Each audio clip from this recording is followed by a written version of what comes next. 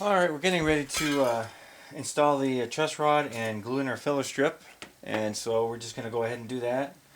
I always double check my distance with my threading at the nut end to make sure I'm going to have enough threading, and I'm not going to bottom out with the nut, and everything's good. I leave about a half an inch from the end of my heel, and simply we just drop it in, slide it through, drop it in.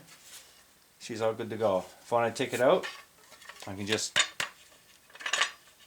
tap it off and pull it out. It's not so snug that I can't move it around and deal with it, and we're good to go. It's got a bit of a curve, so it's sitting nicely along the floor of the I don't know if you can see that, probably not, the floor of the route, and we're going to begin to lay in some glue, and then we'll clamp it and let it sit for a few hours. What I usually do is I'll run a very small bead right along the corner here, right into the corner on either side of the wall or the top edge of the route.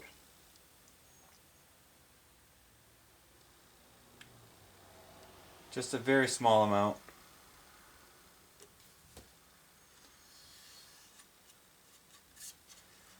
And I'll do the other side.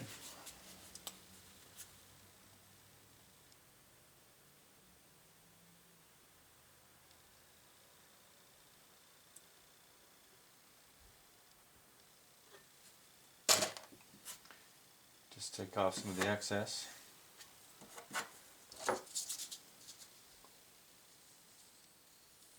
I'll just run a flat piece of cardboard just to kind of get it laid down across the wood there. I just do that so I know I've got good gluing along the walls of the truss rod channel. I know that once you push down the filler strip, it could be pushing glue down. The only concern is to make sure you don't have any glue in the way, which I do. I'm just going to pull this back out and clean it out a bit.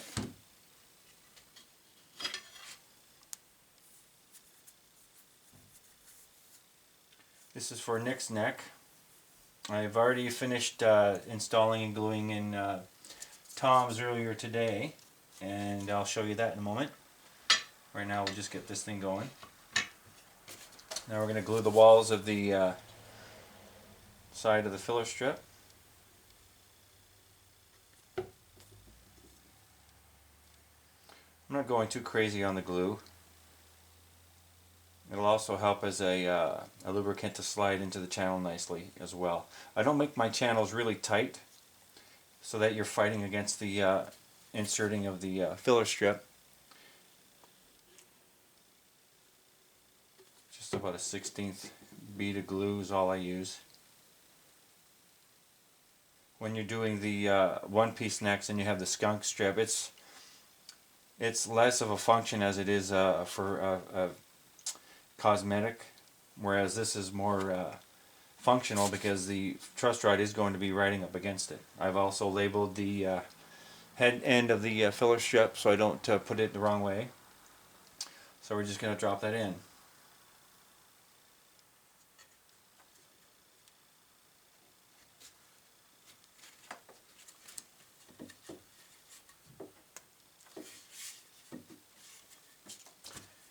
Now I'm going to get some clamps. I'm just going to clamp her together. It's as simple as that.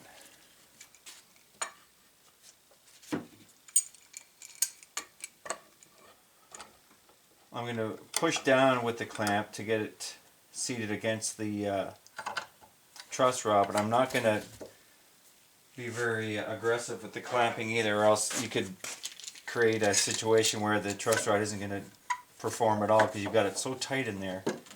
It's not actually going to do any proper movement. So I'm careful not to overdo it. Back off a little bit on that one. And you don't need to put a lot of clamps on it either.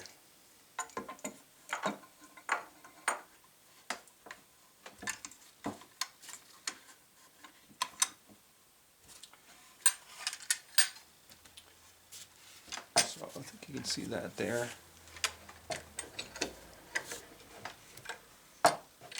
I'll just use a clamp to kind of go along and it down nicely, and then I'll know I'm in the right spot. I got company, so he'll have to be quiet for just a second while I just finish this up.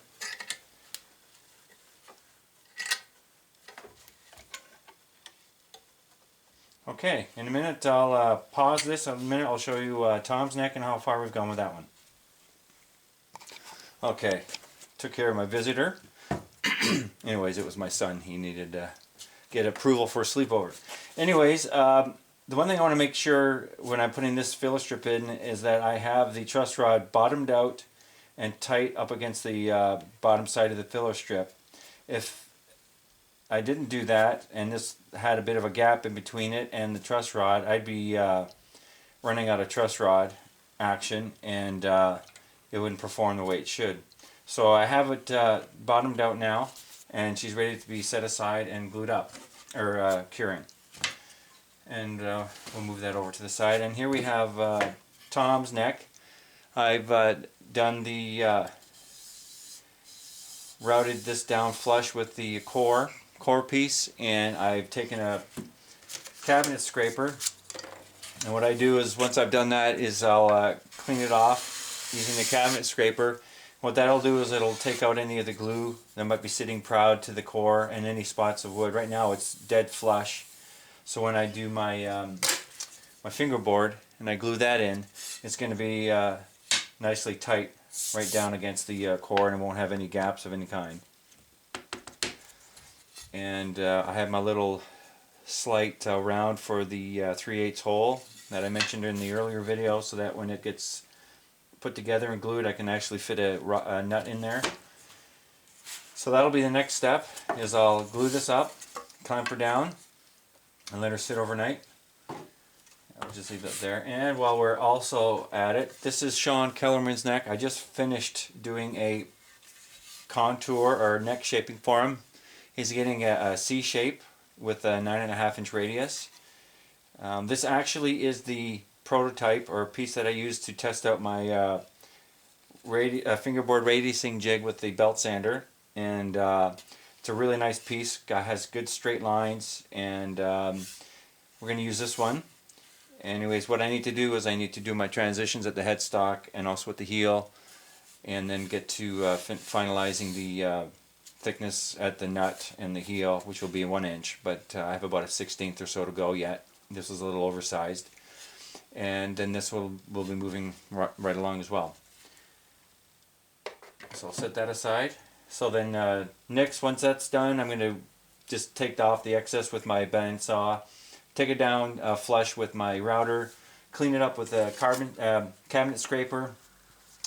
I also do the same thing with the underside of the fingerboards, as I'll hit it with the cabinet scraper as well, and then it'll be ready for gluing too. Okay, hopefully that gives you enough information to mull over, and if you have any questions, feel free to email me or comment on either my Facebook or on my YouTube. Anyways, have a good evening and a good weekend. Bye bye for now.